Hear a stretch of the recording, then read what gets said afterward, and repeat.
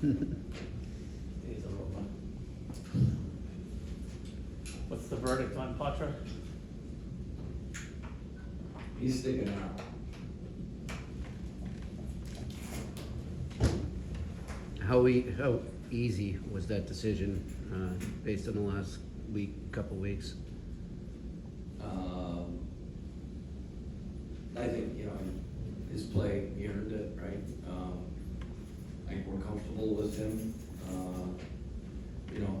There's still no guarantees here the rest of the year, but we feel that the way he's progressed, that, for the time being, he's gonna be a Bruin and he's helping us win hockey games, and that's the most important thing, right? He's still 19, so we're gonna be cautious. That was gonna be my next question. In terms, we see what Anaheim is doing with Carlson. Do you feel you're in a position lineup-wise to be able to do that at points this season, or no? We're definitely gonna look at it, but right now, in our situation, we can't with it, Right. where we are health-wise. How did you let him know? I haven't. But I'm waiting for Donnie to know. He's gonna have a meeting with him at some point today. Have you guys discussed the housing?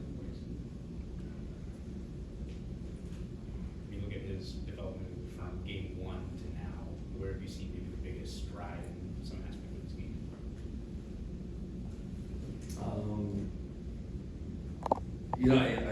I think, I don't know if there's actually been developments of strides. He's played faster. He's continued to get better at both ends of the ice.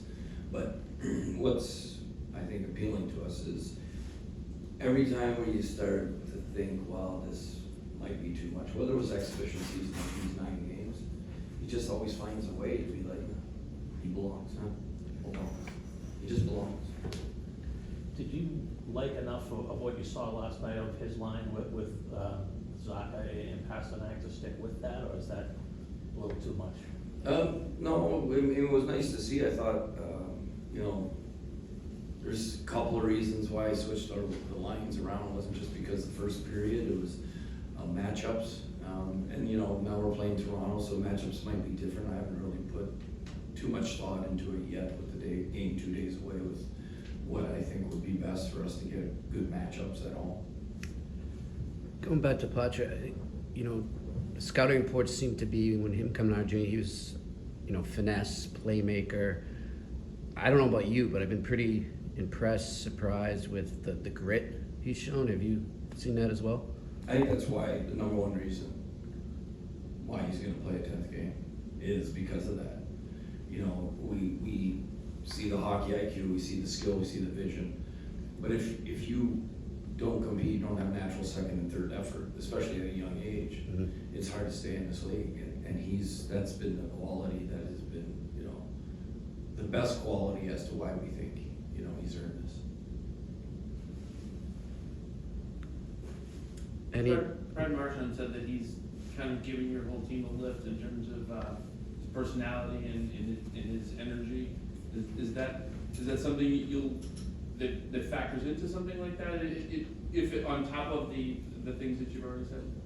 Well, you always feel the young guys bring you youthful, innocent energy that lifts everybody up. It reminds you of your first days in the NHL because how excited you were, to go on the road. Oh my God, you're on a plane, you're not on a bus, all those things. And it's good. That's why we have, a couple of players, I think, this year that are new to the league and young, and they're bringing us that kind of energy. In fact, we need more of it. The personality side, the players see that more than we do. I probably look like to most of these guys, I look like an older brother, but to him, I look like a dad probably. So he's not sharing much of a personality around me. Is there a sort of a plan that you guys have structure-wise to help him with the off-ice parts of maturing into being a professional hockey player and kind of a full-fledged adult? We have a plan for everybody that way. We use all avenues that we have at our disposal, You know, we have sports psychology, we have athletic trainers, we have sports science, and then you have the experience of people like Don Sweeney's great at understanding time management and all that stuff, and he imparts that knowledge. And then we have great leaders that take guys under their wing, like Marchie and Pasta and Mac and Lindholm and Carlo. Like, we got so many players, there's so many resources here within our culture and the Bruins organization. And then you have the alums that are around, right? And, you know, a guy like Bergeron or Bork, or, you know, we had a president that's pretty good too as a player. You know, so we have so many resources that it's very, and we encourage our players to use all those resources.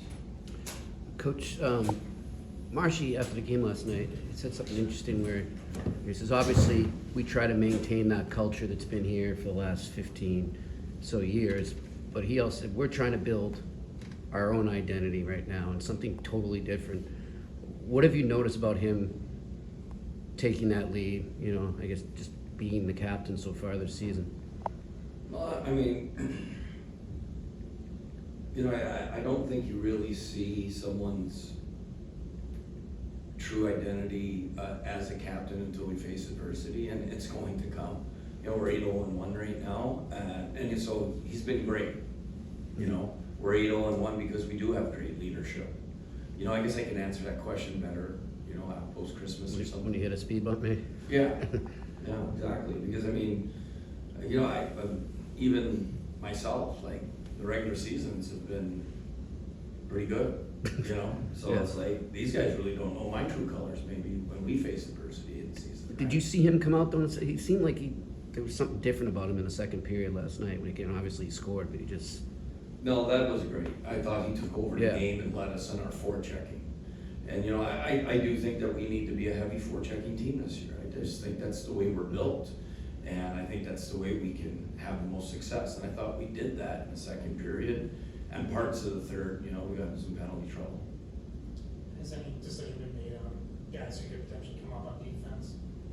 No, we're still waiting on getting some information back before we make it. We're going to have to call up players, but we just haven't made decisions yet on that. Is that a spot where you're looking at a guy like Mason, because you basically said you want to play, and this would be a potential spot for him, given the minutes logged by the two guys you might be missing?